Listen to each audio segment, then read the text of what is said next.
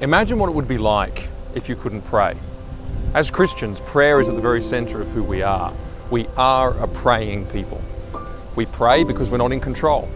We pray because God hears us. It's like in the Psalms. When things are going well, we want to give God thanks. When things are not going well or we're facing grief or sorrow, we want to ask for help. To not be able to pray is to not be able to do any of these things. And yet that's exactly what happened to Joshua. Joshua is a young Australian university student who loves Christ and wanted to share that with his friends and those who he came into contact with. And yet Joshua quickly found himself in trouble. In fact, it cost him dearly. I've grown up in a Christian family and I've been raised with Christian values, and I was around about 3 or so when I first made the decision to follow Jesus. Since then, it's just been a continuous journey of discovering more of who Jesus is. So it all started when I received an email to say that I'd been reported by a few students for student misconduct. And so the instance that had been reported was me just talking to a girl I've been friends with for the past 1.5 years, and so we were just talking about work and she was saying she was really stressed.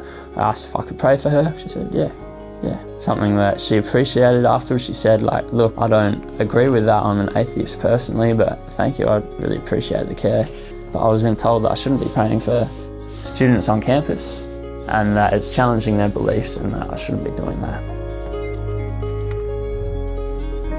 I was pretty annoyed, pretty confused as to why that was a reason. I was like, no way is that a fair reason to suspend me.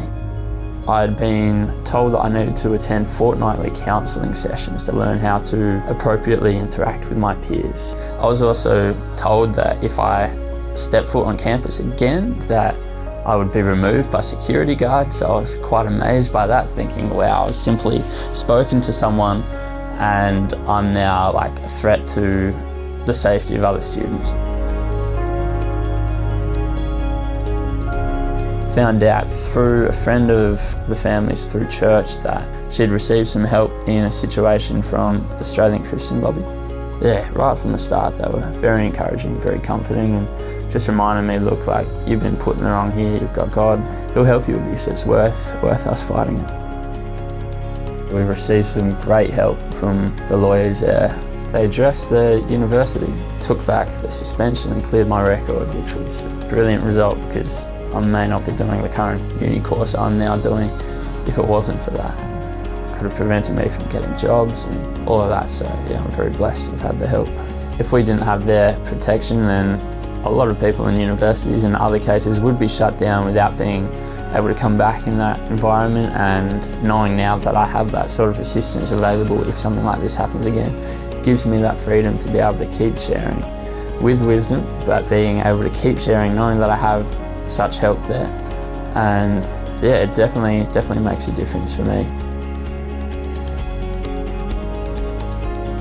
A decade ago, it would have been unthinkable for an Australian university student to face suspension simply for offering to pray for a friend. And yet Josh's story is but one example of how quickly things are changing in Australia. For over 20 years, the Australian Christian Lobby has been a voice for values in Australia's parliaments, and more recently through the Human Rights Law Alliance in our courts. It is a voice that is badly needed at a time when our political leaders and institutions are increasingly emboldened in their hostility to faith. But I know that if we work together, by the power and grace of God, we can be a light in the darkness, and we can be a voice for values.